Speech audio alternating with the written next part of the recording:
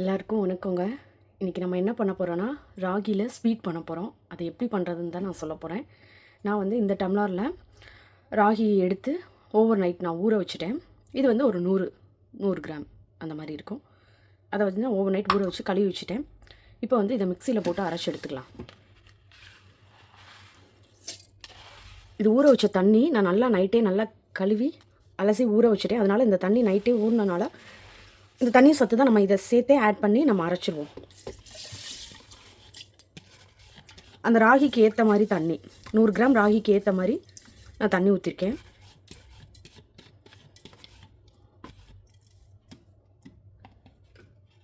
அதோட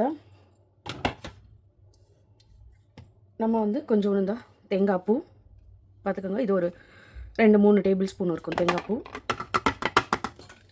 ஒரு 2 பார்த்திங்கன்னா ஒரு 5 ஏலக்காய் கிட்ட போட்டிருக்கேன். 5-6 ஏலக்காய் போட்டுக்கலாம். தேவையான அளவு சால்ட்டு ஏன் சேர்க்குறோன்னா, அந்த இனிப்பு வந்து தூக்கி கொடுக்கறதுக்காக சால்ட்டு நம்ம ஆட் பண்ணிக்கலாம். கொஞ்சோன்னு நான் பிங்க் சால்ட்டு ஆட் பண்ணுறேன், லைட்டாக, ரொம்ப வேணாம். போட்டு இதை இப்போ நம்ம அரைச்சி நல்லா எடுத்துகிட்டு வந்துடுவோம். இப்போ நல்லா அரைச்சி எடுத்துகிட்டு வந்துட்டோம் பாருங்கள். இது இப்போ இந்த பாலை நம்ம எடுத்துருவோம், இந்த ராகியோட பாலை எடுத்துருவோம்.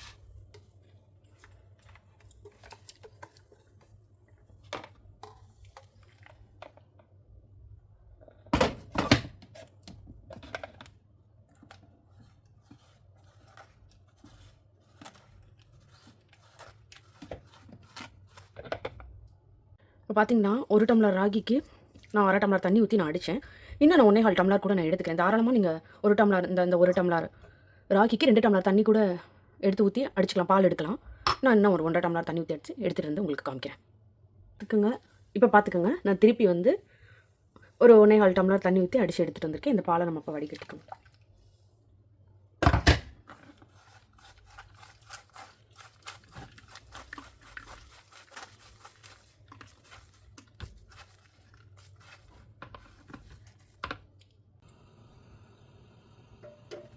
இப்போ அடுப்பை பற்ற வச்சாச்சு. நம்ம கடாய் சூடாகட்டும்.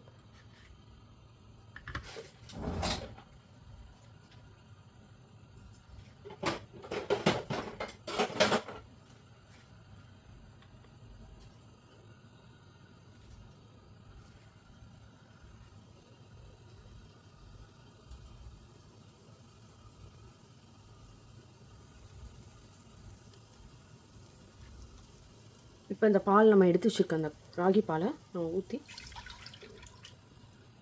லைட்டாக பாருங்கள், அதை ஒட்டிட்டுருக்கலாம். இல்லை லைட்டாக கொஞ்சோண்டு தண்ணி மிக்ஸ் பண்ணி ஊற்றி சிம்மிலே வச்சு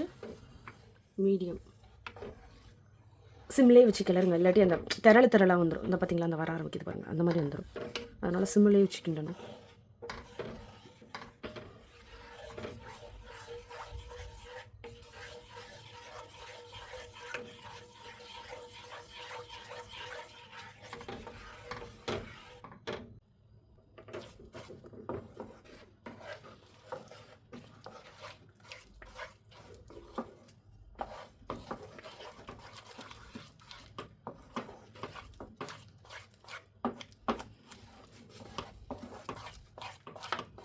இது நல்லா வேகிற அளவுக்கு நம்ம கிண்டி எடுக்கணும். களிப்பதம் தாங்க, களிப்பதம் நம்ம கிண்டி எடுப்போம்ல, அந்த மாதிரி அந்த பதத்துக்கு கிண்டி எடுத்துடணும்.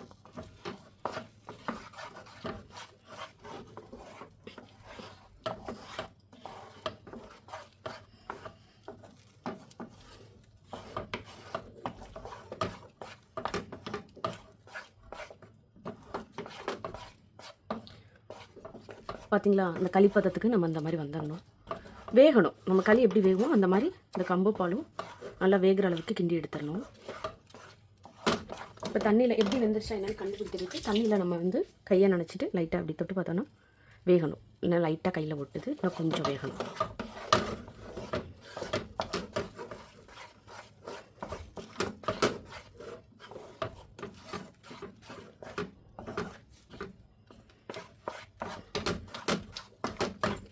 இப்போ நான் தொட்டு பார்க்குறேன். பார்த்தீங்களா, கையில் ஒட்டவே இல்லை, வெந்துருச்சு. இந்த டயத்தில் நம்ம வந்து உங்ககிட்ட பனை வெல்லம் இருந்தால் பனை வெல்லம் போட்டுக்கலாம். நாட்டு சக்கரை இருந்தால் நாட்டு சக்கரை போட்டுக்கலாம். நான் பனவெல்ல பவுடர் எப்போயுமே வச்சுருப்பேன். இப்போ என்கிட்ட இல்லாதனால நான் வெல்லம் போட்டுக்கிறேன். 1 டம்ளர் 100 கிராமுக்கு நம்ம வந்து அந்த 1 டம்ளர் ராகிக்கு நான் 1/2 டம்ளர் வெல்லம் போட்டுக்கிறேன். உங்களுக்கு இனிப்பு அதிகமாக வேணும்னா 3/4 டம்ளர் கூட போட்டுக்கலாம். எங்களுக்கு இவ்வளோ இனிப்பு போதும்.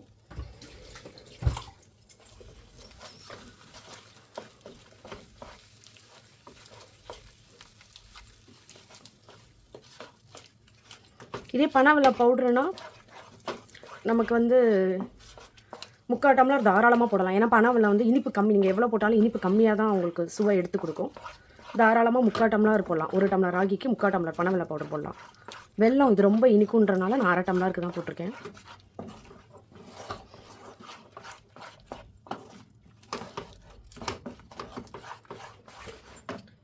இந்த டயத்தில் கொஞ்சோண்டு நெய், ஒரு டேபிள் ஸ்பூன் வச்சுக்கோங்களேன். 1 டேபிள் ஸ்பூனுக்கு நான் நெய் ஊற்றிக்கிறேன். இல்லை ரொம்ப ஊற்றினோன்னா திகட்டும்.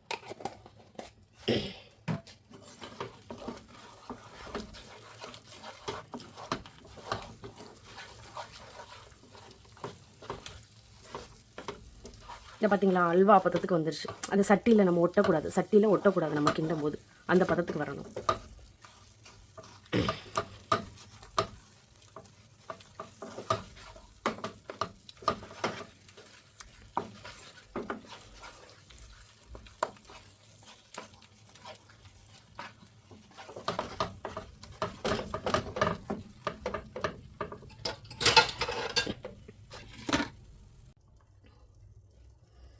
இப்போ நம்ம கிண்டி வச்சுருக்க ராகி ஸ்வீட் எடுத்து நம்ம இதில் போட்டு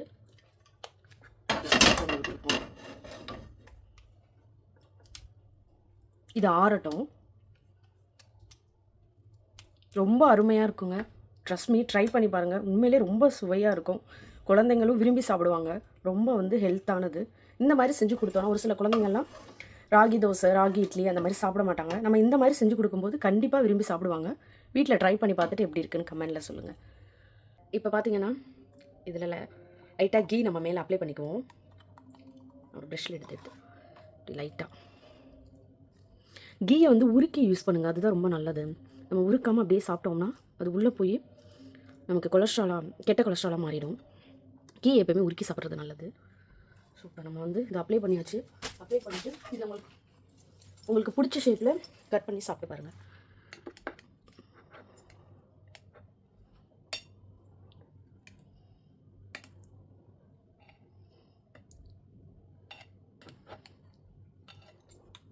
உங்களுக்கு லைட்டு வெளிச்சம் தெரியுதா?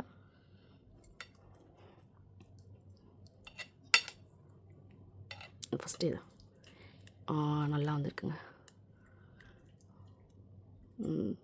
இங்கே பாருங்கள், தெரியுதா? சாப்பிட்டு பார்த்து நான் சொல்கிறேன். சூப்பராக இருக்குங்க. உண்மையிலே ரொம்ப சூப்பராக இருக்கும். வீடியோக்காகலாம் சொல்லலை, உண்மையிலே ரொம்ப நல்லாயிருக்கும். எங்களுக்கு இந்த இனிப்பு போதும். இது கம்மி, எங்களுக்கு இந்த இனிப்பு போதும். நீங்கள் 1 டம்ளர் ராகிக்கும் தாராளமாக 3/4 டம்ளர் நீங்கள் வெல்லம் யூஸ் பண்ணலாம்.